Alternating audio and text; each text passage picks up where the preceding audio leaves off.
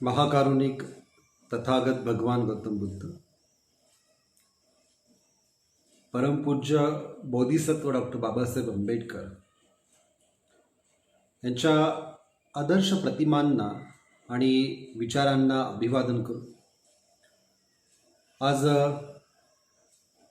मी Republican या Facebook official पेजवरती आयुष्यमान महेंद्रजी निकाळजे यांनी मला जे निमंत्रित केलं आणि बौद्ध भिक्खू संघ की नियम नीति यही भारत की संसद की कार्यपद्धती म्हणजे बौद्ध भिक्षू संघाच्या विनय, त्यांच्यातली नीतिमत्ता हीच भारताच्या संसदीय कार्यपद्धतीची ओळख या विषयावरती बोलण्यासाठी पाचारण केलेलं आहे. सर्वप्रथम मी त्यांचे धन्यवाद व्यक्त करतो आणि मी माझ्या विषयाला सुरुवात करतो.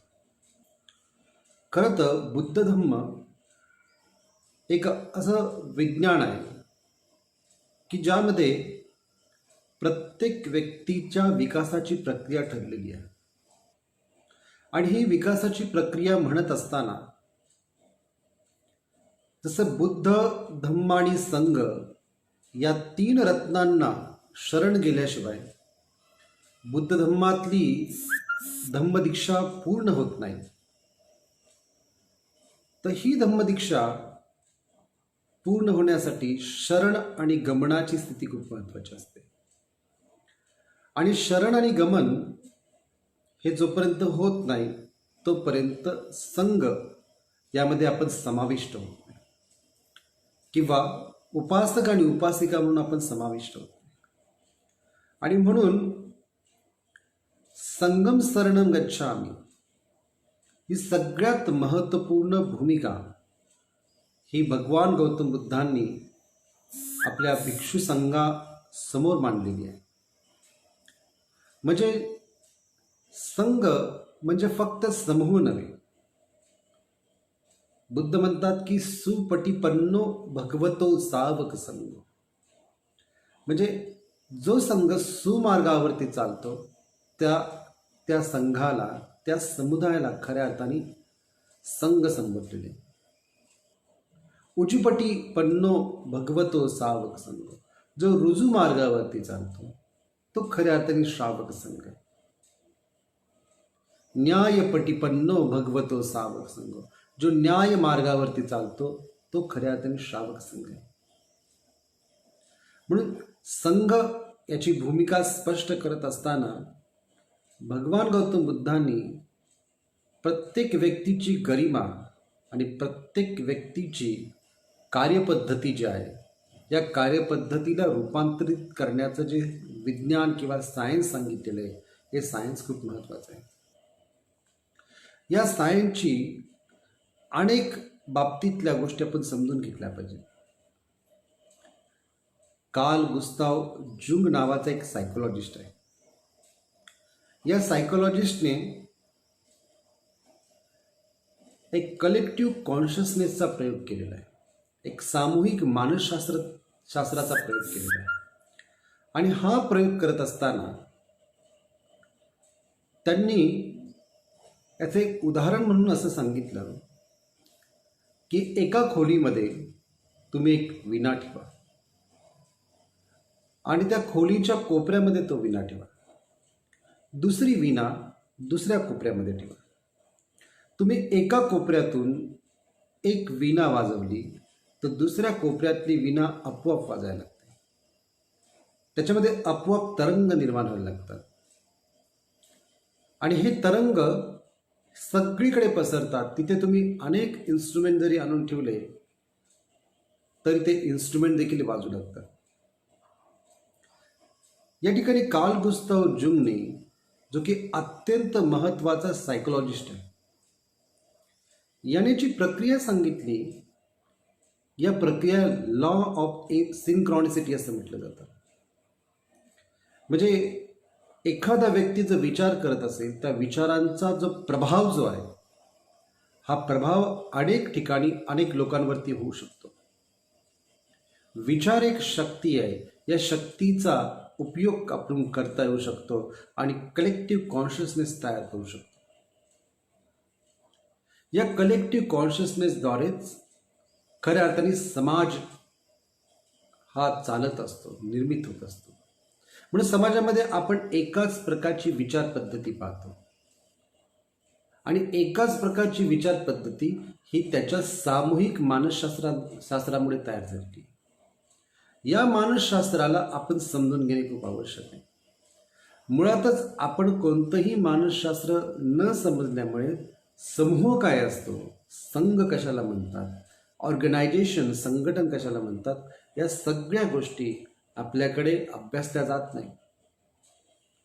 आणि बुद्धांसारखं समग्र जीवनाचा परिपूर्ण विकास केलेल्या व्यक्तीमध्ये, की एखाद्या व्यक्तीला आपल्यासोबत जोडून ठेवणे, आपल्या कार्याचा भाग बनवणे, यासाठी किती मोठी सायकोलॉजी उपयोगामध्ये आली असेल, किती मोठं सामूहिक मानसशास्त्राचं तत्व त्या ठिकाणी आत्मसात केलं असेल.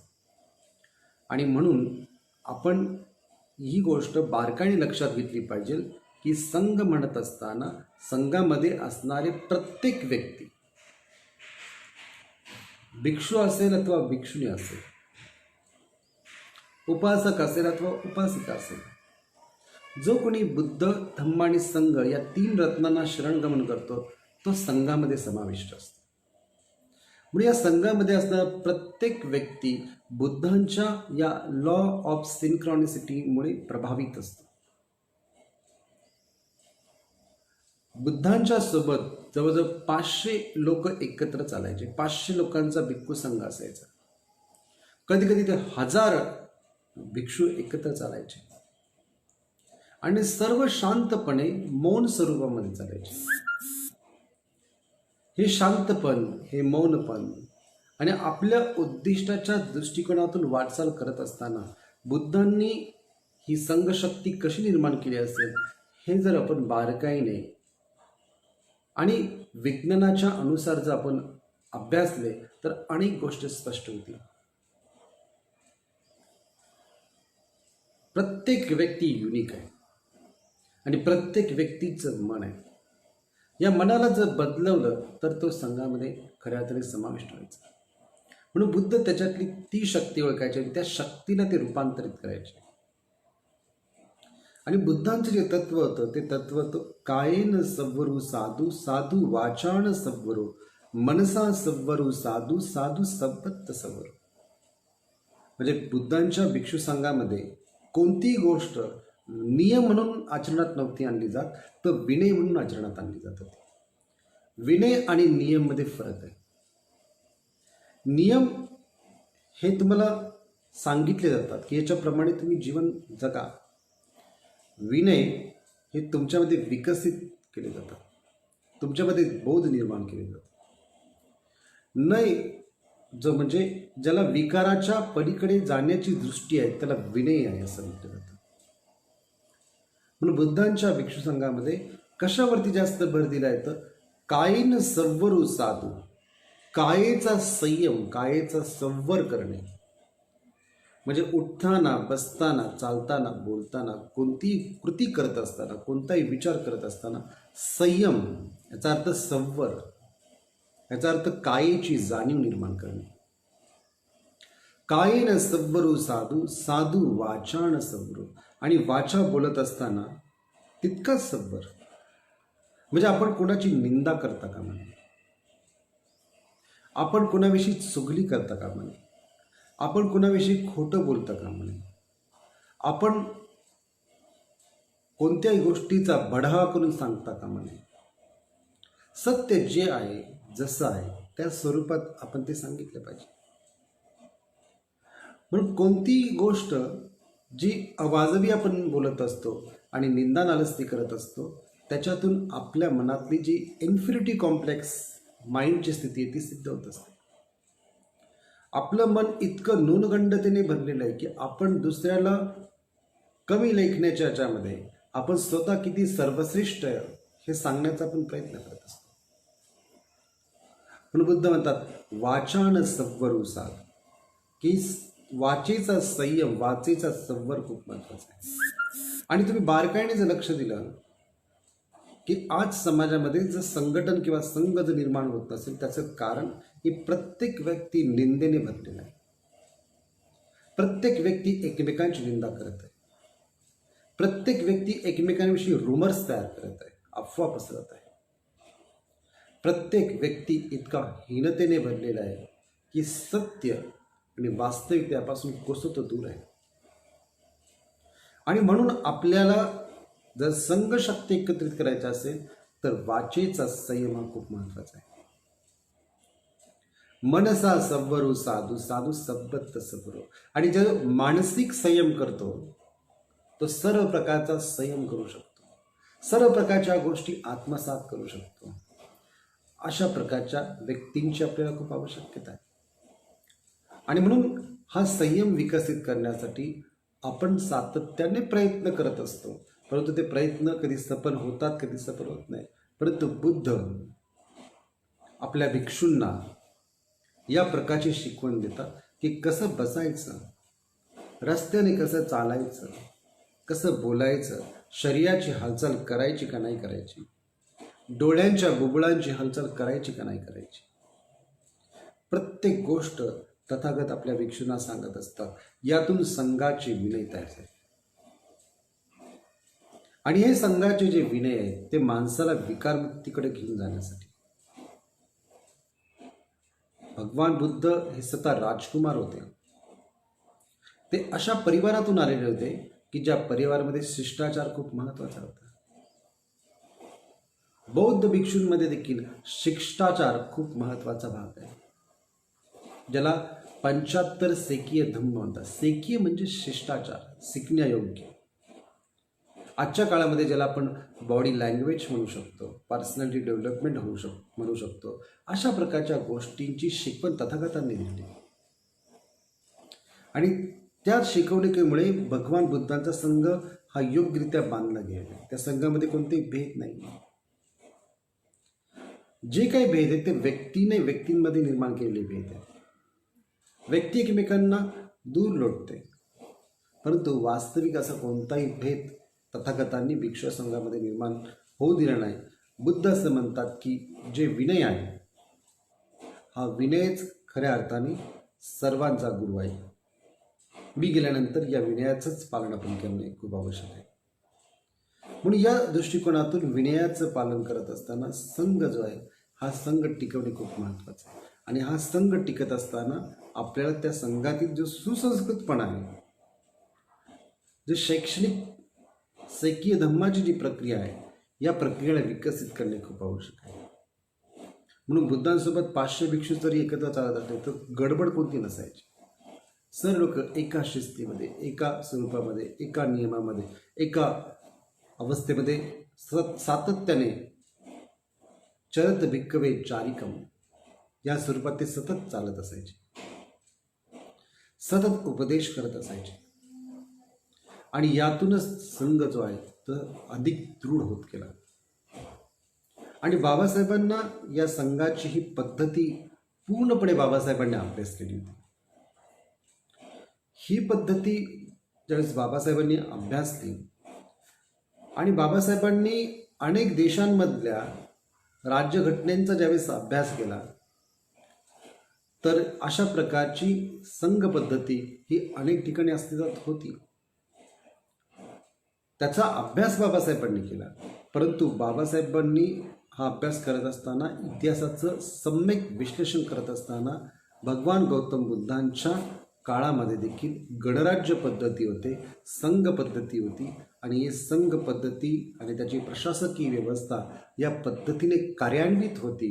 आणि तीच संघ पद्धती तथागतांनी आपल्या भिक्षू संघांना दिली. त्या संघ पद्धतींच्या अनुसार की भिक्षू कोण, उपासक कोण, भिक्खुनी कोण याचे काही विनय ठरले. आणि या विनयाच्या अनुसार भिक्षू संघ हा संचलित झाला, कार्यान्वित झाला. बाबासाहेबांनी देखील भारतीय संविधानाची निर्मिती करत असताना संघातील ही जी पद्धती आहे, म्हणजे प्रत्येक गोष्ट ही चर्चेमध्ये आणणे, ज्याला आपण प्रस्ताव म्हणतो, ज्याला आपण चर्चा म्हणतो, ज्याला आपण ठराव म्हणतो, ज्याला आपण लोकशाही म्हणतो, या सर्व गोष्टी या संघाच्या या पूर्णपणे त्यांच्या पाठिंब्याच्या प्रक्रिया होत्या. आणि प्रत्येक गोष्ट चर्चा केल्यानंतर ती सिद्ध केली जाईल. जर एखाद्याने कोणता गुन्हा केला असेल, तर एखाद्याकडून चुकून शीलभंग झाला असेल, तर अशा व्यक्तीला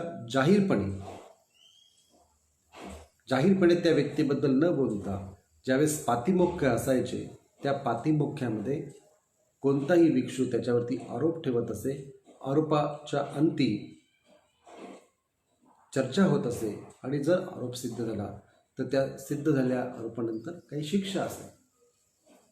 म्हणजे संघाची जी नियमावली होती, म्हणजे विनयाची पद्धती होती, या प्रकारची होती.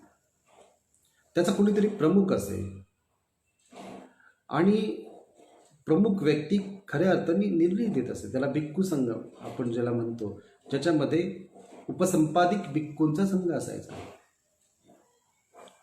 आजच्या काळामध्ये परिस्थिती अशी आहे, भिक्खू कोण आहे, श्रामणेर कोण आहे, उपासक कोण आहे, कोण कोण कोण व्यक्ती कोण आहे, हे काहीच अनेक लोकांना माहिती नसल्यामुळे अनेक प्रकारचे वादविवाद हे सातत्याने आपल्याला पाहायला मिळतात. परंतु संघ एक असा तडाख आहे, बाबासाहेब म्हणतात संघ एक अशी कार्यशक्ती आहे जी एकत्रित आल्याने खूप मोठ्या कार्याला आपण गती देऊ शकतो. म्हणून भारताचं संविधान निर्माण करत असताना बाबासाहेबांच्या समोर बौद्ध भिक्षूंची संघ पद्धती होती. या संघ पद्धतीच्या अनुसार बाबासाहेबांनी या भारतीय संविधानाची रचना केलेली आहे. त्यातील प्रत्येक गोष्ट ही बाबासाहेबांनी त्या ठिकाणी स्पष्ट केलेली आहे, आणि ती किती महत्त्वाची आहे हे देखील बाबासाहेबांनी आपल्या संविधान सभेतील भाषणामध्ये स्पष्ट केलेलं आहे. म्हणून या राष्ट्राला ज्यावेळेस त्यांनी नाव दिलं की हे राष्ट्र भारत किंवा इंडिया म्हणून म्हणत असताना ही एक प्रकारची युनिटी, एक प्रकारचे युनिट त्यांनी तयार केलं, आणि याच्यामध्ये असणारे जे राज्य आहे हे संघ राज्य पद्धती आहे ही त्यांनी निर्माण केली. बुद्धांच्याही काळामध्ये याच प्रकारच्या पद्धती होत्या. संघराज्य पद्धत आजच नव्हती, त्यावेळेस देखील होती. आणि या संघ राज्य पद्धतीमुळे भारतामध्ये हा जो कारभार आहे, जिथे अनेक धर्माचे अनेक जातीचे लोक राहतात, जिथे एकता करणे, राष्ट्रीय एकात्मता निर्माण करणे अत्यंत अवघड गोष्ट असते, अशा ठिकाणी देखील बाबासाहेबांनी हे सिद्ध करून दाखवलं की भगवान बुद्धांचा जो संघ आहे, हा संघ इतका मोठा आदर्श संघ होता, त्याचे विनय इतके आदर्श होत होते की ज्याद्वारे आपल्याला भारतीय संविधान निर्माण करत असताना, ऐतिहासिक पृष्ठभूमीचा पाठपुरावा आपण करत असताना ही संघ पद्धती आपण निर्माण केली. ही संघराज्य पद्धती आहे. याचा प्रमुख राष्ट्रपती आहे, याचा कारभार करणारा प्रमुख प्रधान आहे, ज्याला की पंतप्रधान आपण असं म्हणतो. मग अनेक घटक राज्य आहेत, त्या घटक राज्यांचे मुख्यमंत्री आहेत. शिवाय न्याय व्यवस्था आहे, शिवाय प्रशासकीय व्यवस्था आहे, राज्यव्यवस्था, प्रशासकीय व्यवस्था, आणि हे जी काही लोकव्यवस्था, यातून या सगळ्या प्रक्रिया निर्माण झालेल्या आहेत. आणि सम्राट अशोकाच्या कालावधीमध्ये देखील या पद्धतीची जीवन पद्धती होते, आणि या जीवन पद्धती योग्य पद्धतीने चालवण्यासाठी सम्राट अशोकाने धम्ममंत्री त्या काळामध्ये असायचे, आणि त्यांची नियुक्ती केलेली असायची. आणि हे धम्ममंत्री सम्राट अशोकाला जाऊन सांगायचे की या ठिकाणी धम्माचे आचरण कोण करत आहे, या ठिकाणी संघाचे विनय कोण बिघडवत आहे, आणि हे धम्ममंत्री कार्य करत असे. अशोकांनी देखील या पद्धतीची कार्यपद्धती कार्यान्वित केली होती. म्हणून बुद्धांचा संघ जो आहे हा माणसाच्या जीवनाचं एक समग्र विकास करण्याचं एक विज्ञान आहे. आणि हा संगम शरणम गच्छामीला अनेक लोक विसरतात.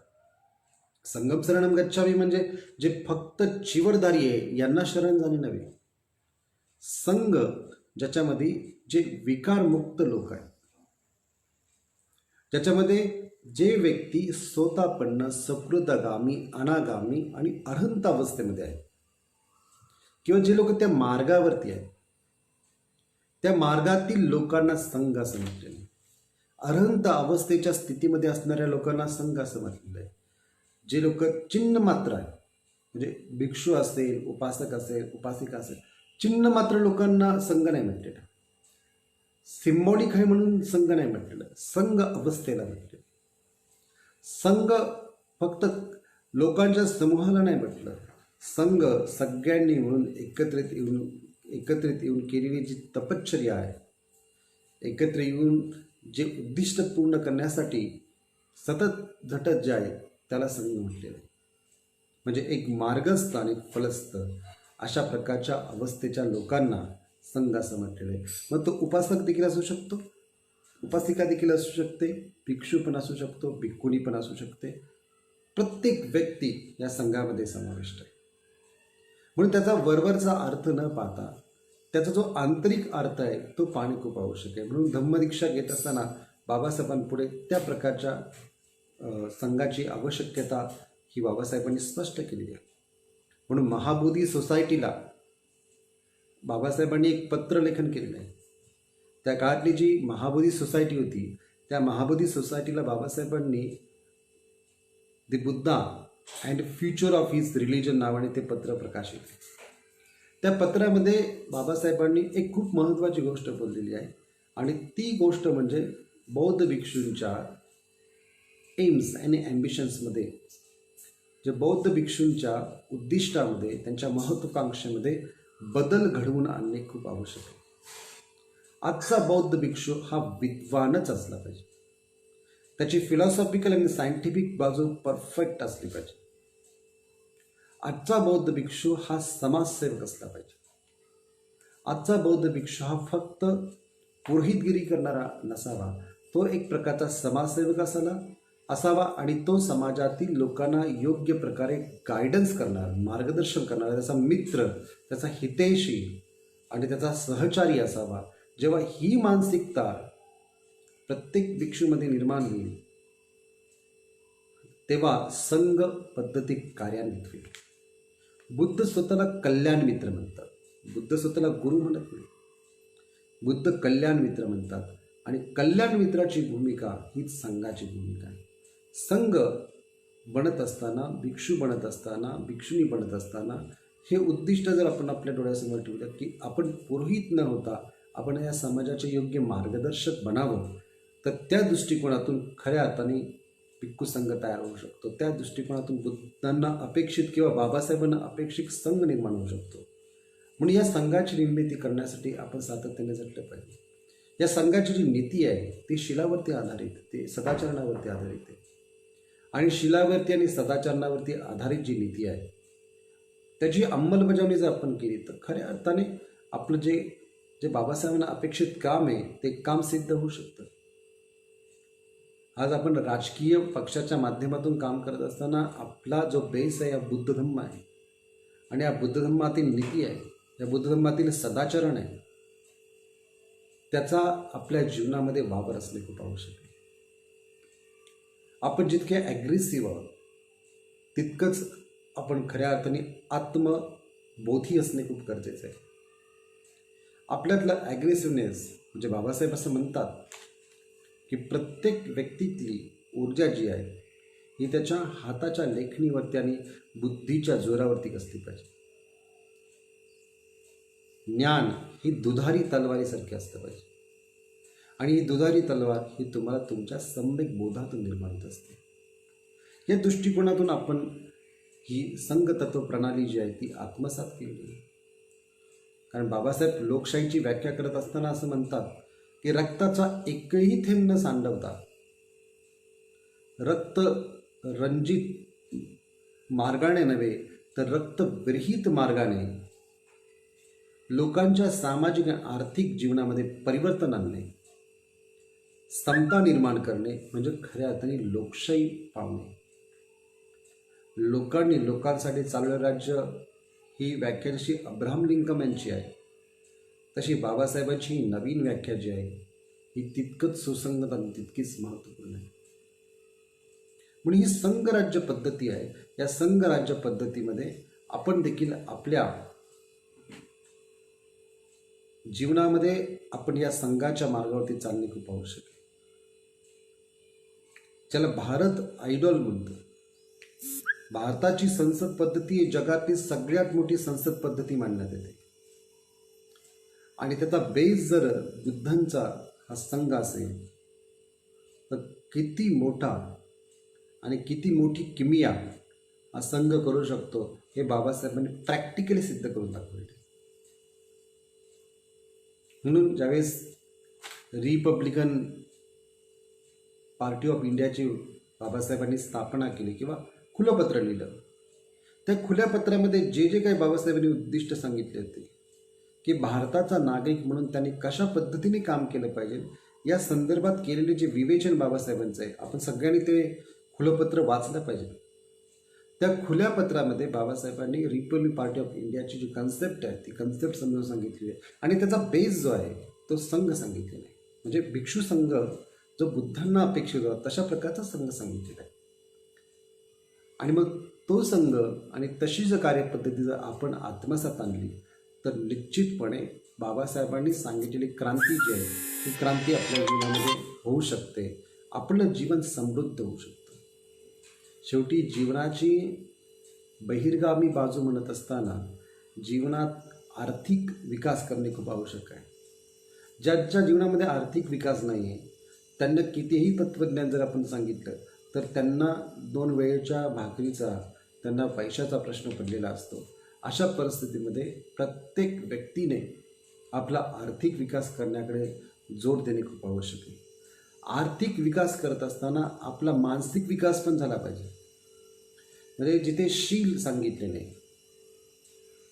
जिथे सदाचरण सांगितलेले, त्या सदाचरणाने युक्त आपली जीवन पद्धती असली पाहिजे. ही बुद्धांची नीती आहे. बुद्ध म्हणतात की बाबासाहेब म्हणतात की बुद्धांनी ईश्वराला मानलं नाही पण नीतीला तितकंच मोठं स्थान दिले. धम्म म्हणजे नीती आणि नीती म्हणजे धम्म हे बाबासाहेबांना अपेक्षित आहे. आणि म्हणून संघाचा उहापोह करत असताना आपण या सगळ्या बाबींचा जर आपल्या जीवनामध्ये आचरणयुक्त पद्धतीने जर उपयोग केला तर आपलं जीवन, प्रत्येकाचं जीवन हे समृद्ध झाल्याशिवाय राहणार नाही. म्हणून सुरुवात आपल्या कुटुंबापासून आहे, सुरुवात आपल्या समाजापासून आहे. प्रत्येक व्यक्तीने स्वतःचं परीक्षण करणे खूप गरजेचं आहे. आणि हे परीक्षण करत असताना त्याचं कुटुंब खूप महत्त्वाचं आहे. कुटुंबातला प्रत्येक सदस्य महत्त्वाचा आहे. आणि प्रत्येक सदस्य हा बुद्ध, धम्म, संघ आणि बाबासाहेब आंबेडकरांच्या विचाराच्या मार्गावरती असेल तो कधीच पदभ्रष्ट होणार नाही. त्याचं जीवन जे आहे हे विकसितच होईल. म्हणून ज्यांनी ज्यांनी बाबासाहेबांनी सांगितलेल्या मार्गानुसार जीवन आत्मसात केलेलं आहे त्यांचाच विकास आहे, त्यांची आर्थिक प्रगती आहे. परंतु ज्यांनी ज्यांनी बाबासाहेबांनी सांगितलेल्या गोष्टी आपल्या जीवनामध्ये पालन केलं नाही त्यांची अधोगती झालेली आहे. पूर्वी ज्यांच्याकडे पैसा होता आज त्यांची अधोगती आपल्याला दिसत आहे. पूर्वी जे लोक म्हणजे अत्यंत पुढारलेले होते त्यांची आज अधोगती झालेली आहे. ज्यांची पूर्वी अधोगती होती त्यांची आज प्रगती झालेली आहे. म्हणजे हे कशामुळे शक्य झालेलं आहे तर बाबासाहेबांनी केलेल्या क्रांतीमुळे शक्य केले.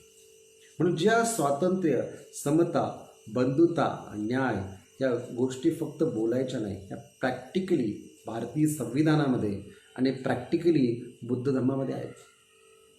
या 2 अंगांनी आपण समजून घेऊ शकतो. स्वातंत्र्य म्हणजे काय? स्वातंत्र्याचा अर्थ तुम्ही कुणावरती डिपेंड न राहणे तुमच्या प्रगतीसाठी. तुमची प्रगती स्वयं तुम्ही करू शकता. You are not dependent on anybody for your growth. आणि तुमचा ग्रोथ जर होत असेल तर तुमचं जीवन समृद्ध होऊ शकतं.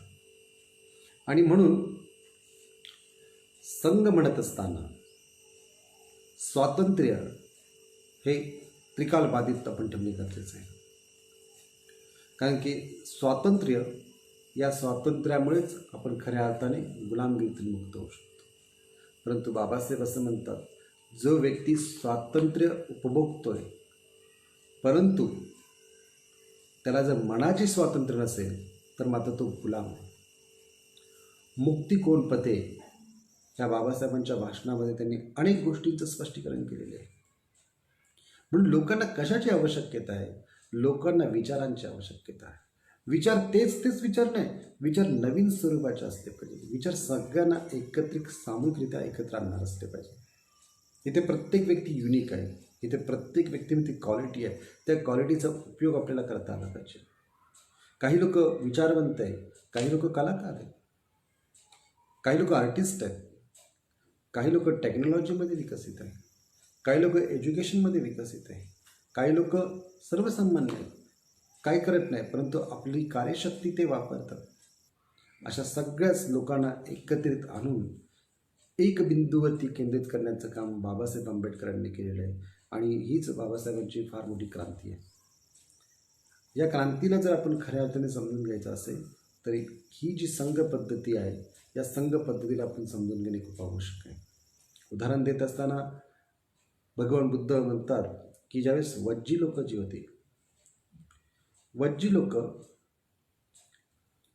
या वज्जी लोकांना कुठलाच दुसऱ्या राज्यातील राजा हा पराभूत करू शकत नाही याचं कारण सांगत असताना बुद्ध असं म्हणतात, जोपर्यंत वज्जी लोक एकत्र येतात आणि सामोपचाराने अनेक विषयाची चर्चा करतात तोपर्यंत वज्जी लोकांना कुणी हरवू शकत नाही. जोपर्यंत वज्जी लोक आपल्या वडीलधारी माणसांना आदर देतात, रिस्पेक्ट करतात, तोपर्यंत वज्जी लोकांना कोणी पराभूत करू शकत नाही. जोपर्यंत वज्जी लोक कोणताही प्रश्न हा सामोपचाराने मिटवतात तोपर्यंत वज्जी लोकांना कोणी पराभूत करू शकणार नाही. वज्जी लोकांची जी शक्ती आहे ही त्यांच्या सामूहिक तत्वांमध्ये, आणि जिथे सामूहिक तत्व आहे तिथे कोणीच कोणाला नष्ट करू शकत नाही, कोणीच कोणाला पराभूत करू शकत नाही. एक्झाम्पल द्यायचं जर झालं तर व्हिएतनामसारखा बौद्ध देश, या देशावरती दुसऱ्या महायुद्धामध्ये ज्यावेळेस अमेरिकेने त्याच्यावरती हल्ला केला, व्हिएतनामसारखा छोट्या देशाने अमेरिकेसारख्या बलाढ्य देशाला हरवलं. कारण त्यांच्यामध्ये जी सामूहिक शक्ती होती की इतकी तीव्र होती की त्यांनी, अमेरिकेने त्यांच्यावरती जेवढे बॉम्ब टाकले त्या सर्व बॉम्बचा खऱ्या अर्थाने पराभव करण्याचं काम व्हिएतनामने केलं. व्हिएतनामने जंगलामध्येच ते बॉम्ब फुटले पाहिजे अशा प्रकारची व्यूहरचना आखली होती. म्हणून व्हिएतनाम हे सगळ्यांनी म्हणून सामूहिकरित्या एकत्रित आल्यामुळे एक वेगळी संघाची ताकद तयार झाली होती. म्हणून व्हिएतनामला आजपर्यंत कोणी पराभूत करू शकलं नाही. कारण व्हिएतनाम हा बुद्ध धर्माच्या तत्वावरती चालणारा देश आहे. जो देश बुद्धांच्या तत्वांवरती चालतो त्याला कोणी पराभूत करू शकत नाही.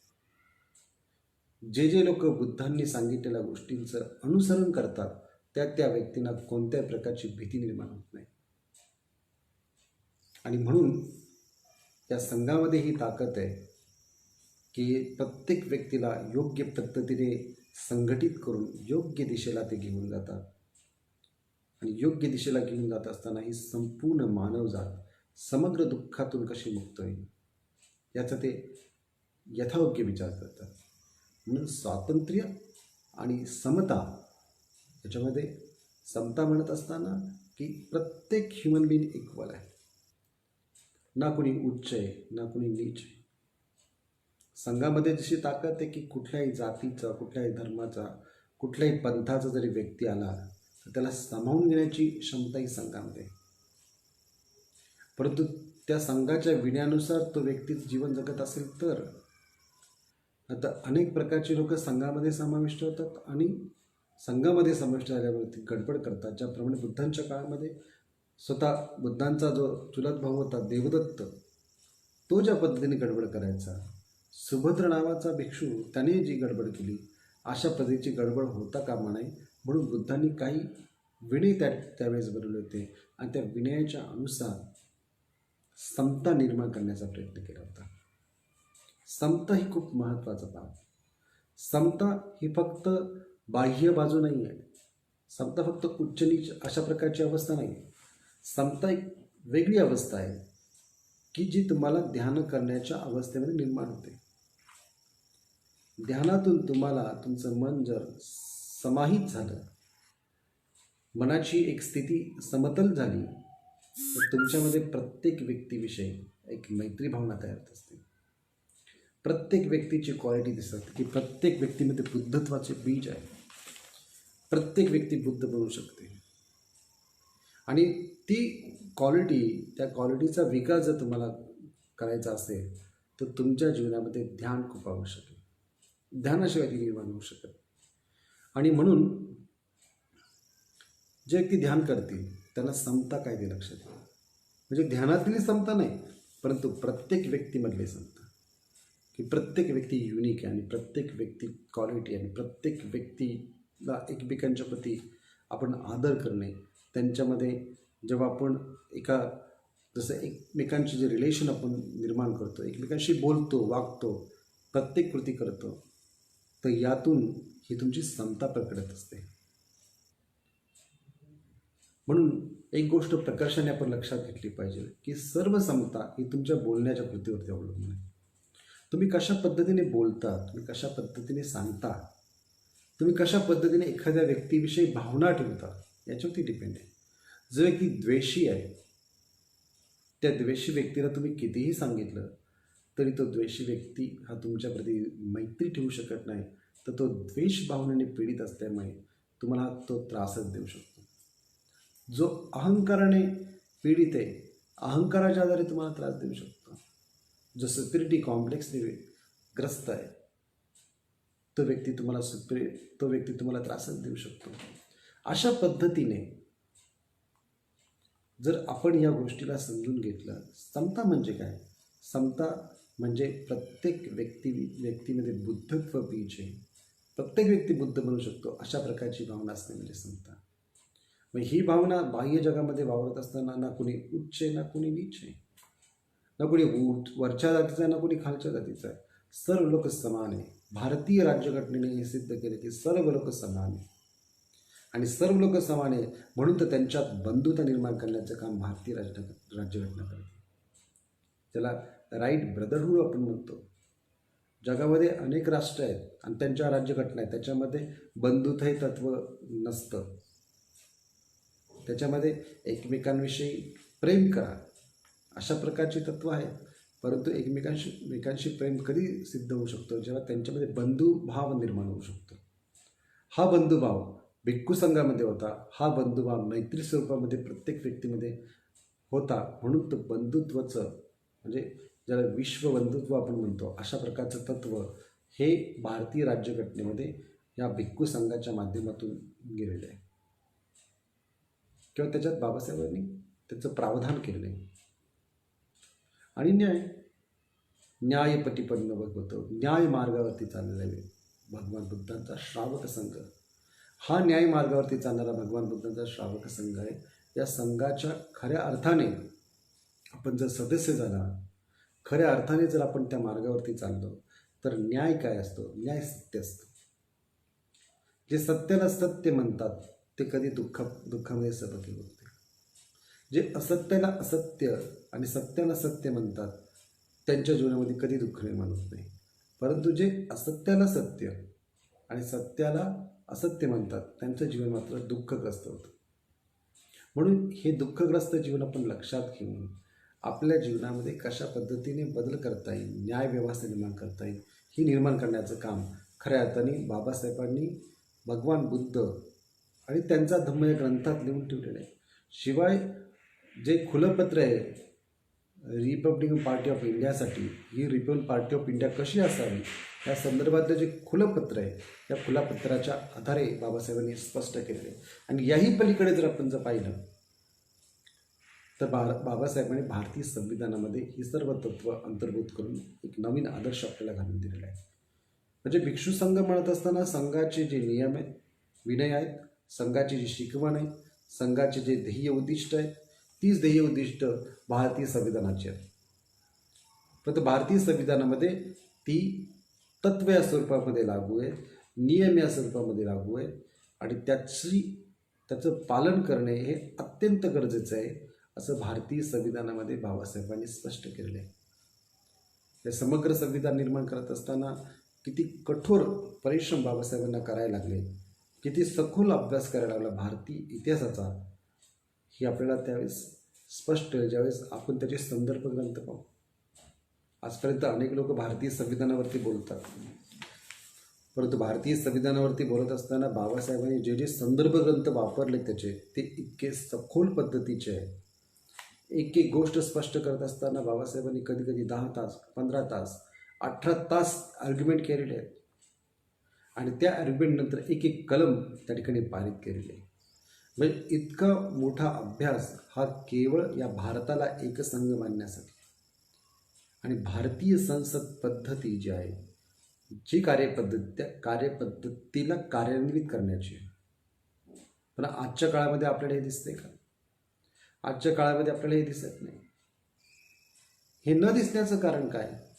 कारण की संविधान अंमलात आणणारे जे लोक आहेत ते जर चुकीचे असतील तर संविधानाची अंमलबजावणी व्यवस्थित होऊ शकत नाही. परंतु या विपरीत संविधानामध्ये अंमलबजावणी करणारे लोक चांगले असतील तर मात्र त्याची अंमलबजावणी चांगल्या पद्धतीने होऊ शकते. डिपेंड करतं की कोण संविधान अंमलात आणते त्याच्यावरती. कारण की बऱ्याच वेळा आपण पाहिलं की न्यायपालिकेच्या काही केसेस अशा आहेत, भारतीय संविधान जरी प्राप्त झालं तर अगदी तामिळनाडू, केरळसारख्या ठिकाणच्या लोकांच्या ज्या केसेसचा जर अभ्यास केला तर आपल्याला असं लक्षात येईल की जज जर बायस्ड असेल तर तो निकाल देत असताना न्याय पद्धतीने निकाल देत नाही, तो बायस्ड पद्धतीने निकाल देतो. म्हणजे त्याची सायकोलॉजी त्या ठिकाणी काम करते. केरळ, तामिळनाडूतल्या ज्या अस्पृश्य वर्गातले जे प्रश्न आहेत किंवा एका व्यक्तीने जर मानहानी केली, मानहानीचा दावा जर कोर्टामध्ये केला तर मानहानीचा दावा तू कोर्टामध्ये करूच शकत नाही अशा प्रकारचे जजमेंट हे केरळ न्यायपालिकेमध्ये आपल्याला पाहायला मिळते. कारण की तुला कोणत्याही प्रकारचा मान नाही आहे म्हणून तुझी हानीच झाली नाही, अशा प्रकारचे काही जजमेंट्स आपल्याला पाहायला मिळतात. सांगण्याचं तात्पर्य एकच की डिपेंड करतं की न्यायपालिकेमध्ये जे जज असतात ते बायस्ड असतं का म्हणे, त्यांची सायकोलॉजी बायस्ड असतं का म्हणे. तसंच संविधान जे आहे त्याची अंमलबजावणी करणाऱ्या लोकांची मनोअवस्था ही बायस्ड असतात का म्हणे. आणि आता हे संविधान हळूहळू सगळं संपून जाईल आणि आपल्याकडे फक्त चर्चेच्या पलीकडे विषय राहणार नाही. म्हणून बाबासाहेब आता भारतीय संविधान किंवा बुद्ध धम्म या दोनपैकी एकाचं तरी तुम्हाला रक्षण करावं लागेल. तुम्ही दोघांचं रक्षण केलं, दोघांचं संवर्धन केलं ते तर चांगलंच आहे, परंतु जर याचं संवर्धन तुम्ही केलं नाही किंवा याचं संरक्षण केलं नाही तर मात्र तुम्ही पुन्हा एकदा गुलामगिरीमध्ये जाऊ शकता. तुम्ही गुलामगिरीमध्ये जाऊ नये, तुम्ही राजकीय सत्ता हस्तगत करावी, तुम्ही धम्माच्या माध्यमातून अमूल्य ग्राहक प्रगती करावी. भारतीय दृष्टिकोनातून अल्पसंख्याक जरी बौद्ध लोक असले तर जागतिक दृष्टिकोनातून बहुसंख्याक आहे, त्या दृष्टिकोनातून आपण बहुसंख्याक संघाची निर्मिती करावी. अशा प्रकारचे प्रयत्न हे होणे खूप गरजेचे आहे. कारण की सामाजिक परिवर्तनाच्या या चळवळीमध्ये केवळ आणि केवळ संघाची तंत्रप्रणाली न समजल्यामुळे आज आपण पाहतो अनेक प्रकारची शकलं ही आपल्यामध्ये तयार झालेली. म्हणजे जितके लोकशाहीचे फायदे आहेत तितके लोकशाहीचे तोटे पण सिद्ध होऊ शकतात, हे आपण लोकांनी सिद्ध करून दाखवलेले. जितकं लिबरल आपण होत असताना तितकं त्याचे जे काही डिसॲडव्हान्टेजेस जे आहेत ते डिसॲडव्हान्टेजेस आपल्याला पाहायला मिळतात.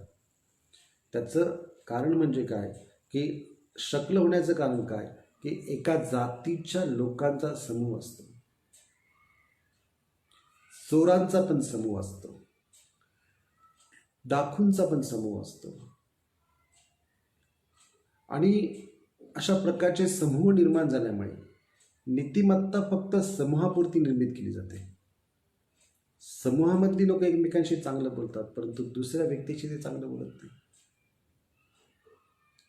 जर समूह अशा वेगवेगळ्या प्रकारच्या विचारांनी भरला असेल आणि वेगवेगळ्या प्रकारचे जर आदर्श आपल्यापुढे निर्माण करत असेल, तर असा समूह शकलित होतो, एकत्रित येत नाही. असा समूह आपापसामध्ये भांडतो. असा समूह एकमेकाशी स्पर्धा करतो आणि यातून त्यांची अनेक शगलं पडतात. अशा प्रकारचा समाज सुसंघटित होऊ शकत नाही. अशा प्रकारचा समाजाकडून काय अपेक्षा करणार जो स्वतः विभाजला जातो. आणि जिथे विभाजन आहे तिथे तुम्ही आदर्श कोणालाही माना. विभाजनांती हे सिद्ध होतं की तुमचं विभाजन हे तुमच्या मानसिक अवस्थेवरती आहे, हे तुमच्या एका सुपरेटिव्ह कॉम्प्लेक्सवरती आहे, इन्फिनिटिव्ह कॉम्प्लेक्सवरती आहे, जे तुमच्या भिन्न भिन्न आदर्श पद्धतीवरती आहे. म्हणून जातींचा समूह नसतो करायचा, जातींचं उच्चाटन करायचं असतं असं बाबासाहेब म्हणतात. कास्टचं नेहमी ॲनिहिलेशन करायचं असतं, जातीचं निर्मूलन करायचं असतं, जातींचा समूह करायचा नसतो. आणि जे लोक जातींचा समूह करतात त्याच्यातून जाती संघटित होतात, त्याचं निर्मूलन होत असतं. त्याच जाती एकमेकांच्या विरुद्ध लढतात, त्याच जाती एकमेकांना विरोधक समजतात, स्पर्धक समजतात. आणि म्हणून बाबासाहेबांनी जे भाकीत केलं होतं हे भाकीत अशा प्रकारचं भाकीत होतं की या ठिकाणी अनेक जातींचे समूह जे आहेत ते एकत्रित एकमेकांमध्ये त्यांची भांडणं होऊ नये. आज जर आपण परिस्थिती पाहिली तर सर्व परिस्थिती बदललेली आहे. आज जातींचं संघटन जास्त दिसते आणि जातींचं संघटन जर असेल तर एकमेकांच्या विरोधात काम करत असताना दिसते. एकमेकांना कमी लेखण्यामध्ये ते जातींचं संघटन काम करत असतं. अशा संघटनेची किंवा अशा संघाची आवश्यकता नाही. आपल्या एक संघाची आवश्यकता आहे, ज्या ठिकाणी आपलं बुद्धविहार आहे, ज्या ठिकाणी समाज मंदिर आहे, त्या ठिकाणी आपण सगळ्यांनी एकत्रित आलं पाहिजे. आपले सर्व मतभेद विसरून एकत्र आले पाहिजे. आपले सर्व विचार एका गोष्टीवरती केंद्रित झाले पाहिजे, बुद्ध आणि बाबासाहेब. जे बाबासाहेबांनी सांगितले त्याचंच आपण वाचन केलं पाहिजे. या व्यतिरिक्त जे पोषक आहे संविधानासाठी, बुद्ध धर्मासाठी किंवा लोककल्याणासाठी, मानवतेसाठी त्याचं आपण वाचन करून त्या प्रकारचं आपण ॲप्लिकेशन जे आहे त्या पद्धतीचं आपण आपल्या जीवनात आचरण ठेवलं पाहिजे. फक्त बोलायचं म्हणून नाही तर प्रॅक्टिकली आपण केलं पाहिजे. बुद्धविहार असो, समाज मंदिर असो, समाज असो, जिथे तुम्ही बाबासाहेबांचा पुतळा असेल तिथे आपले मतभेद होता कामा नये, तिथे दोन गट पडता कामा नये. परंतु प्रत्येक ठिकाणी आपल्याला हे पाहायला मिळते जिथे दोन गट आहे, तीन गट आहे, एकमेकांमध्ये भांडणं आहे, संघर्ष आहे, या सर्व गोष्टीचा फायदा हा विरोधकाला होत असतो. संस्क्यू नावाचे एक चायनीज ज्याने राजनीतीशास्त्र लिहिलेले, म्हणजे नीतिशास्त्र अनेक आहे, त्याच्यातलं राजनीतीशास्त्र जे आहे किंवा ज्याला युद्धनीती असं म्हटलं जातं, त्या युद्धनीतीवर ते अनेक देश चालतात. चायना स्वतः या युद्धनीतीचा उपयोग त्यांच्या याच्यामध्ये करत असतं. किंवा जे काही हिंदुत्ववादी संघटना आहेत त्या संघटना या युद्धनीतीचा अभ्यास करत असते आणि त्याच्या अनुषंगाने ते त्या गोष्टी करत असतात. ते जे योजना बनवतात त्या योजनेचं व्यवस्थित ते नियोजन करून त्या योजना जोपर्यंत पूर्ण होत नाहीत तोपर्यंत ते प्रयत्नरत राहतात. आपण जसं आपली योजनाच कोणती नसते, आपण समूहाने एकत्र येतो, समूहाने दूर जातो. आपल्याला रिॲक्शन द्यायला आवडतं, आपल्याला प्रॅक्टिकली त्याच्यामध्ये रिस्पॉन्स करायला नाही आवडत. आपण रिॲक्शनरी लोक आहोत की ज्याच्यामध्ये रिॲक्शन तत्पर आपण करतो, पण विचार त्याच्यानंतर आपले तयार होत असतात. आपण भावनिक आहोत आणि बाबासाहेब म्हणतात की भावनिकतेवरती कोणती चळवळ विकसित होऊ शकत नाही. भावनिकतेवरती आपण एकत्र येऊ शकतो, पण भावनिकतेच्या पलीकडे ज्याला बुद्धी आपण म्हणतो, ज्याला विचार असं म्हणतो, हे विचाराने एकत्र येणे खूप गरजेचं आहे. आणि जे लोक विचाराने एकत्र येतात त्यांना कुणी पराभूत करू शकत नाही. म्हणून आपण जर आपल्या समाजामध्ये अमूल्य ग्रहाबद्दल आपल्याला करायचं असेल, असं बाबासाहेबांनी सगळ्यात महत्त्वाचं आपल्याला सांगितलेलं एक सूत्र आहे, जे शिक्षण आहे. अमूल्य ग्रहाबद्दल शिक्षणाने होऊ शकतो. पण ज्या ज्या लोकांनी शिक्षण घेतलं त्यांनी विकास केले, त्यांनाच नोकऱ्या लागल्या, तेच उच्च अधिकारी झाले, तेच लोक पुढे गेले. शिक्षणाने समाजाची प्रगती होती हे बाबासाहेबांनी सिद्ध करून दाखवलं. जॉन डीनी फक्त विचार मांडले होते. जॉन डी नावाचे एक विचारवंत आहे, जे असं म्हणतात की शिक्षणाने माणसाची प्रगती होती. महात्मा फुलेंनी प्रॅक्टिकली करून दाखवलं, बाबासाहेबांनी प्रॅक्टिकली करून दाखवलं, आणि म्हणून बाबासाहेब हे उच्च कोटीचे शिक्षणतज्ज्ञ म्हणून त्यांचे नाव गणलं जातं. शिक्षणाने स्वाभिमान येतो. ज्यांनी शिक्षण घेतलं त्यांना स्वाभिमान आला. स्वाभिमान हे बाबासाहेबांच्या चळवळीचं एक दुसरं उद्दिष्ट होतं. तिसरं उद्दिष्ट होतं राजकीय सत्ता. जे राजकीय सत्तेचं वास्तव स्वरूप हे संघ तंत्र प्रणालीला आत्मसात न केल्यामुळे आपल्याला विस्कळीत झाल्यासारखं वाटतं. पण ज्यावेळेस बाबासाहेब होते, शेड्यूल कास्ट फेडरेशन होते, इंडिपेंडंट लेबर पार्टी होती, त्यावेळेस या पक्षाचे लोक हे प्रमुख विरोधी पक्ष म्हणून विधानसभेमध्ये असायचे, लोकसभेमध्ये असायचे. आज त्यांची संख्या फार कमी झालेली आहे. ही संख्या आपण वाढवली पाहिजे. ही संख्या वाढवण्यासाठी त्या प्रकारच्या लोकांची आपल्याला गरज आहे, आणि ती ओळखून त्या पद्धतीने आपण काम केलं पाहिजे. आपण पास्ट ओरिएंटेड नाही राहिलं पाहिजे. आपण भूतकाळाला चिकटून नाही राहिलं पाहिजे. आपण भूतकाळाला जाणलं पाहिजे, परंतु भूतकाळाला शाश्वत करण्याचा प्रयत्न न करता भूतकाळातून शिकून आपण आपल्या नवीन गोष्टींचं नियोजन केलं पाहिजे आणि नवीन समस्येचं निराकरण केलं पाहिजे.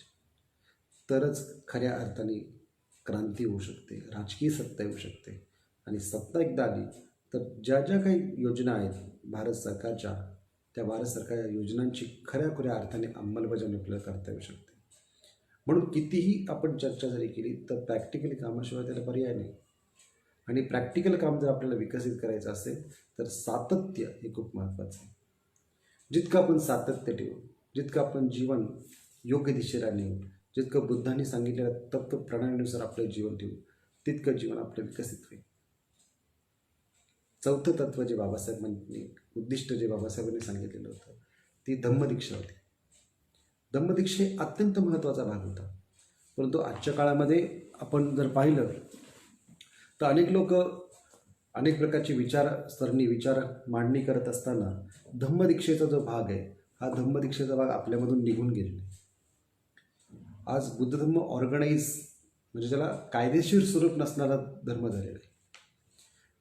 म्हणजे बुद्ध धम्माचा कायदा अस्तित्वात नसल्यामुळे आज कोणी भिक्षू कोण, उपासक कोण, कोण चिवर घालतं, कोण चिवर काढतं, ह्यातलं काही महदंतर आपल्याला कळत नाही. त्याचं कारण हे आहे की बौद्ध कायदा असणे खूप गरजेचं आहे. बौद्ध कायदा नसल्यामुळे ह्या सगळ्या बाबी तयार झालेल्या आहेत. अनेक प्रकारच्या कल्चर ह्याच्यामध्ये तयार झालेले आहे. त्या कल्चरला लोकांनी वेगवेगळी नावं दिलेली. कोणी फुले शाहू आंबेडकर असं नाव दिलं, कोणी बहुजनवाद असं नाव दिलेले, कोणी आणखीन वेगवेगळी नावं त्याला दिलेली आहे. तर सांगण्याचं तात्पर्य एकच की बाबासाहेबांनी आपल्याला जी आयडेंटिटी दिली ती बौद्ध म्हणून आयडेंटिटी आहे. आणि बौद्ध म्हणूनच आपण आपलं काम केलं पाहिजे. एक साधारणपणे 25-30 वर्षापूर्वी मग राजकीय असो किंवा सामाजिक असो किंवा कोणताही कार्यक्रम असो, त्याच्यामध्ये बुद्धांचं हे चित्र प्रामुख्याने असायचं. बुद्धांना प्रमुख गुरु म्हणून मानण्यात यायचं. परंतु आजच्या काळामध्ये बुद्ध जवळजवळ गायब झाल्यासारखं झालेलं आहे. बुद्ध जवळजवळ बहिष्कृत झाल्यासारखं झालेलं आहे. बुद्ध धम्माविषयी लोकांना आस्था जी आहे ती कमी झालेली वाटते. त्याचं कारण आज लोक फक्त वंदनेसाठी 4-5 लोक एकत्र येतात. काही ठिकाणी जास्त येतात, काही ठिकाणी कमी येतात, परंतु वंदनेपुरतंच लोक बुद्धधर्म सांगतात. वंदनेपुरतं ते मर्यादित ठेवतात. वंदना हा एक श्रद्धेचा भाग आहे, परंतु त्यातलं सामाजिक काम जे आहे तो महत्त्वाचा भाग. त्यातली चॅरिटी महत्त्वाची आहे. एकमेकांना मदत करण्याची प्रक्रिया महत्त्वाची आहे. एकमेकांना सुधारण्याची प्रक्रिया महत्त्वाची आहे. एकमेकांना सहकार्य करण्याची भावना महत्त्वाची आहे. आणि ही भावना जोपर्यंत तुमच्यामध्ये वृद्धिंगित होत नाही तोपर्यंत ज्याला आपण असंग म्हणतोय किंवा सामूहिक ताकद म्हणतोय ती यशस्वीच होणार नाही. ती आपल्याला यशस्वी करायची असेल तर आपल्याला आपल्या ठिकाणाहून, मग ते कुटुंब असेल अथवा समाज असेल किंवा एरिया असेल, तुमचा वस्ती असेल किंवा गाव असेल किंवा मोहल्ला असेल, जिथे कुठे तुम्ही असाल तिथे सगळ्यांनी एकत्र येणे खूप गरजेचं आहे. कारण की क्रायसिस ऑफ लिडरशिप म्हणजे लिडरशिपचे जे वेगवेगळे क्रायसिस आहेत, वेगवेगळे जे काही संकट आहेत ती खूप वेगळ्या प्रकारची आहेत. लीडर कोण हवं, लिडरशिप कोणी करावी, ज्याच्यामध्ये खरंच ज्याची जाणीव जी पूर्णपणे समाजकार्यासाठी किंवा लोककल्याणासाठी विकसित झालेली आहे त्यांनी लिडरशिप करणे खूप गरजेचं आहे. एक गुणात्मक पद्धती त्यांच्यामध्ये डेव्हलप करणे खूप गरजेचं आहे. पण तसं नसेल तर काही लोक एक सहज म्हणजे तुमचा एक पैसा कमावण्याचं माध्यम म्हणून नियोग करतात. एक कुठे आपल्याला काय करायचं नाही म्हणून करतात. तर तसं होतं कामा नये. एक खऱ्या अर्थाने आपण आपली लिडरशिप विकसित करणे गरजेचं आहे. आणि ही लिडरशिप कशावरती डिपेंड आहे? तुम्ही जितकं जास्त फिराल लोकांमध्ये, जितकं जास्त लोकांच्या संपर्कात याल, लोकांच्या समस्या जाणार, तितकं जास्त तुमची लिडरशिप ही विकसित होऊ शकते. जितकं तुम्ही लोकांमध्ये सहभागी व्हाल, लोकांच्या अंतर्मनाचा तुम्ही शोध घ्याल, तेव्हा तुम्हाला हे जाणवेल. बुद्ध न्यायप्राप्तीनंतर एका जागी बसले नाही, बुद्ध अनेक जागी गेले. बुद्धांनी भिक्षाटन केलं हे लोकांना भेटण्यासाठीच. नाहीतर राजलोक बुद्धांना तर भोजन आणून देत होते, पण तो राजांचंच भोजन बुद्ध घेत नव्हते. प्रत्येक व्यक्तीच्या घरोघरी बुद्ध जायचे आणि प्रत्येक व्यक्तीच्या घरोघरी बुद्ध जाऊन त्या लोकांशी संपर्क करायचे. अशा प्रकारचं संपर्काचं माध्यम त्यांनी विकसित केलं होतं. आजच्या काळामध्ये आपण देखील या संपर्काचं माध्यम विकसित करणे गरजेचं आहे. आणि हे माध्यम फक्त सोशल मीडिया असतं का म्हणे, म्हणजे व्हॉट्सअप आणि फेसबुक असतं का म्हणे, हे माहिती देण्याचं माध्यम योग्य आहे, पण लोकांमध्ये जनजागृती करणे, लोकांमध्ये सुसंगतीकरण करणे, लोकांमध्ये कार्य वाढवणे हे देखील तितकंच महत्त्वाचं आहे. आणि नव्याने वाढवणे, नवीन पद्धतीने वाढवणे गरजेचं आहे. तेच बोलून उपयोग नाही. आज खूप लोक तेच बोलल्यामुळेच लोक बोर झालेले आहेत. लोकांना नवीन विचाराची, नवीन क्रांतीची, नवी दिशा ही मिळणे खूप आवश्यक आहे. आणि ही जर मिळली नाही तर लोक मात्र पदभ्रष्ट होतील. म्हणून संघ जर आपण या ठिकाणी आत्मसात करत असताना किंवा त्या संघाची नीतिमत्ता आपण जर पाहत असताना, संघ जितका सदाचाराने भरलेला आहे, संघ जितका शिलाने भरलेला आहे, त्यामुळे संघाची एकता ही नेहमी कायम. सुखो बुद्धानुपातो सुख सद्धम्मध्ये सुख संगस्त सामग्री समगानत सुख. की जसं बुद्ध होणे सुखकर आहे, सुख बुद्धानुपातो सुख सद्धम देशना धम्म देशना देणे सुख करे. सुख संगस्त सामग्री की लोकांनी एकत्रिततेने सुख करे, समगानत सुख. आणि सगळ्यांनी मिळून तपश्चर्या करणे म्हणजे एक गोष्टीवरती कार्यान्वित होऊन काम करणे हे खूप महत्त्वाचं आहे. हे जर केलं तर खऱ्या अर्थाने आपण बाबासाहेबांनी दिलेल्या या बुद्ध धम्माच्या तत्वानुसार, या संघानुसार आपलं जीवन विकसित करू शकतं. आणि हे जीवन एकदा विकसित झालं तर एक वेगळं ऑर्गनायझेशन आपलं बनू शकतं. प्लेटोचं एक पुस्तक आहे ज्याचं नाव आहे रिपब्लिक असं नाव आहे. रिपब्लिक याचा अर्थ लोकसत्ताक पद्धती, लोकांसाठी चालवलेल्या राज्याला रिपब्लिक असं म्हणतात. आणि या रिपब्लिक राज्याची स्थापना फक्त आपण म्हणण्यासाठी नाही तर आपल्या वोटिंगच्या पॉवरनुसार आपण त्याने खूप आवश्यक आहे. ज्यावेळेस बाबासाहेब आंबेडकर सायमन कमिशनला भेटले, सायमन कमिशनला भेटायचं कारणच हे होतं की इथल्या अस्पृश्य वर्गाला वोटिंगचे राईट नव्हते, मतदान करण्याचे हक्क नव्हते. साऊथ बॉरो कमिटी आणि सायमन कमिटी अशा 2 कमिटी भारतामध्ये आल्या होत्या. सायमन कमिशनला बाबासाहेबांनी भेटून अस्पृश्यांना मतं देण्याचा अधिकार असला पाहिजे याविषयीची जी मांडणी केलेली आहे ती आपण सगळ्यांनी अभ्यासणे खूप गरजेचं आहे. कारण अभ्यास लोक करत नाही म्हणून त्यांना माहिती पडत नाही. तर जर अभ्यास केला तर आपल्याला वोटिंग राईट का मिळाले आणि हे वोटिंग राईट मिळू नये किंवा हिंदू धर्माचं विभाजन होऊ नये यासाठी गांधींनी ब्रिटिशांनी हे देऊ नये यासाठी गांधींनी उपोषण केलं होतं. त्याचा पुढे जे काय झालं ते आपल्याला पुणे करार म्हणून सगळ्यांना माहिती आहे. परंतु संयुक्त मतदारसंघाच्या द्वारे ते पुणे करार संपुष्टात आला. स्वतंत्र मतदारसंघ हा त्यावेळेस मिळाला नाही. सांगण्याचं तात्पर्य एकच आहे की बाबासाहेबांनी हे जे काही संघाचं तत्त्व आहे हे संघाचं तत्त्व इतकं सुस्पष्ट पद्धतीने समजून सांगितलेलं आहे. त्याचा आपण अभ्यास करणे खूप महत्त्वाचं आहे. त्याच्यातली प्रत्येक गोष्ट ही प्रत्येक व्यक्तीला लागू आहे. असं नाही की एखादा भिक्खू आहे म्हणून त्यालाच लागू आहे.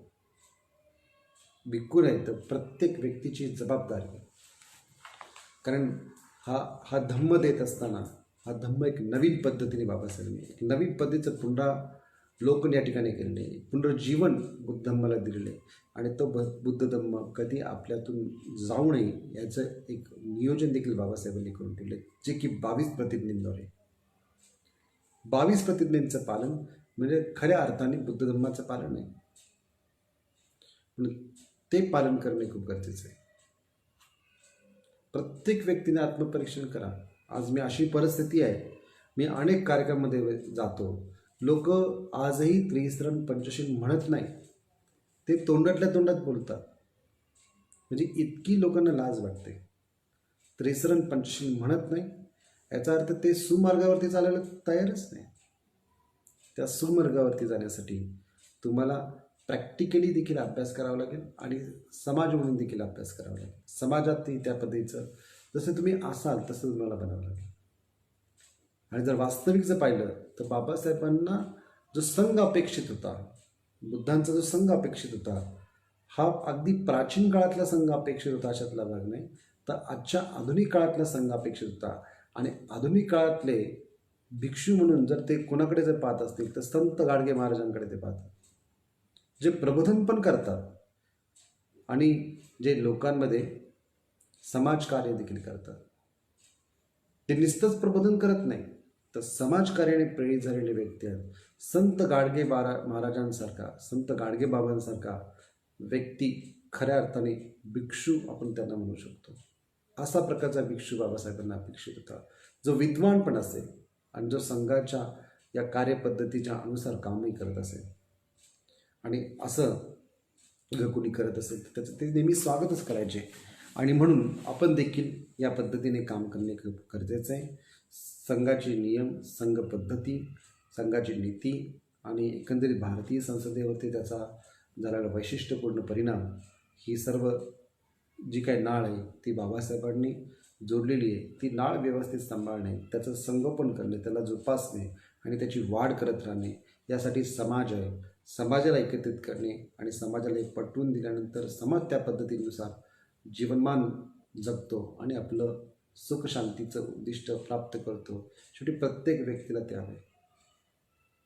एकीकडे बुद्धधम्माचे आचरण करत असताना सुख, शांती, आनंद या गोष्टी तुम्हाला आत्मसात केल्या पाहिजे. आणि एकीकडे तुम्हाला स्वातंत्र्य, समता, बंधुता, न्याय यावर आधारित भारताचे संविधान जर तुम्ही त्याचं जतन केलं, संवर्धन केलं तर तुमच्या जीवनामध्ये यश हे नेहमी राहणार आहे. जे भौतिक सुख आहे ते तुम्हाला नेहमी प्राप्त होणार आहे. या 2 गोष्टी खूप महत्त्वाच्या आहेत. एक अंतर्गामी प्रगती आणि एक बहिर्गामी प्रगती. या 2 गोष्टींवरती खऱ्या अर्थाने तुमच्या जीवनाचा मध्यबिंदू आहे. आणि जीवन जे काही तुम्हाला मिळालेलं आहे त्या जीवनाला योग्य पद्धतीने जगणे म्हणजेच खऱ्या अर्थाने मानव सेवा करणे, मानव कल्याण करणे. इतकं जरी आजच्या निमित्ताने बौद्ध भिक्षू संघाचे नियम नीती आणि भारतीय संसद की कार्यपद्धती या निमित्ताने जर आपण समजून घेतलं तरी खूप काही झालं असं मी म्हणता येईल.